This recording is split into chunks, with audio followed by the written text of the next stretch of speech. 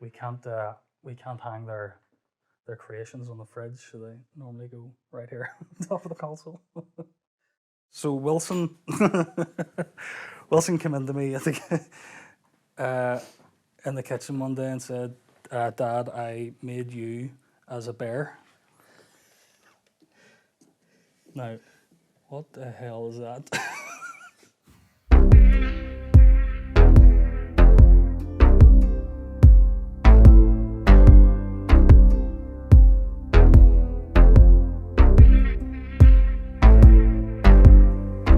This album started probably about 3 years ago.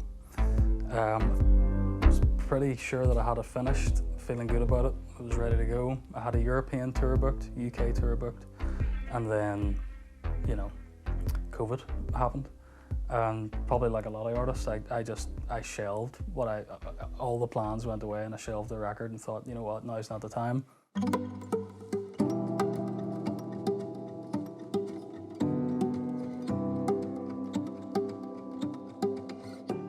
So I didn't think about it for the longest time. I did continue writing and stuff and chipping away at some other projects.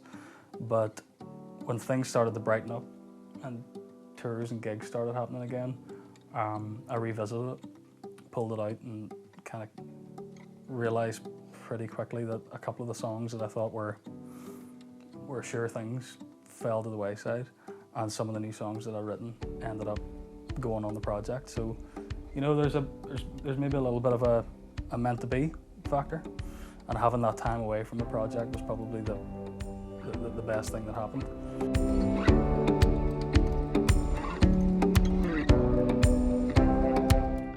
Yeah, man. Recording in a house comes with its challenges. That door knocks every half an hour. Planes overhead, and then just the kids knocking about, making a racket. I found magic in your eyes.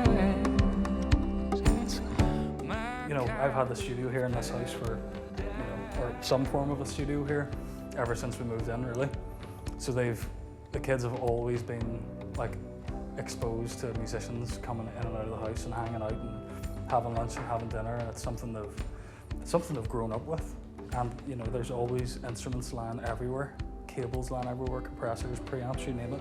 So they've been surrounded by that stuff their whole lives, and then for all that to kind of go away, and for it to just be like, okay, it's just the four of us here for a while.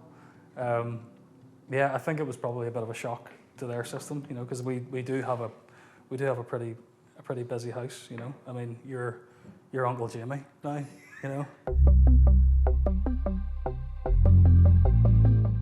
It's a sweet chaos, that's it. It's a very sweet chaos. Do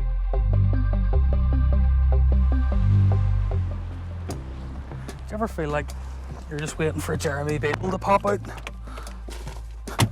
You know what I mean? You're sitting in a shop and you're just like, somebody playing a cruel prank on me here. The fucking time stands still in there. This has been probably one of the more selfish projects in terms of writing I've ever put together. A lot of the time spent out in Nashville writing for other people, writing for like film and TV and stuff.